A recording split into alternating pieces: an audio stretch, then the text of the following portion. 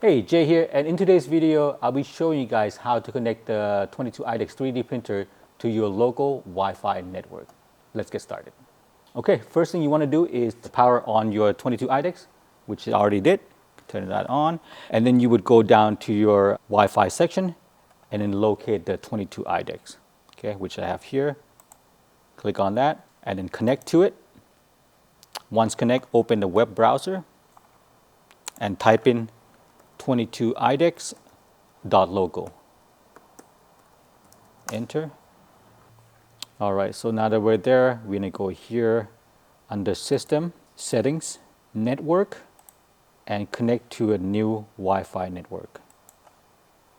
Okay, it's gonna ask for your SSID. Go ahead and put them in. It is case sensitive. Okay, put that in. Okay. Restart notification, machine will restart, press OK, and now we're gonna wait for the status light. Right now it's white, you want it green. If it turns red, that means you didn't put in the correct information.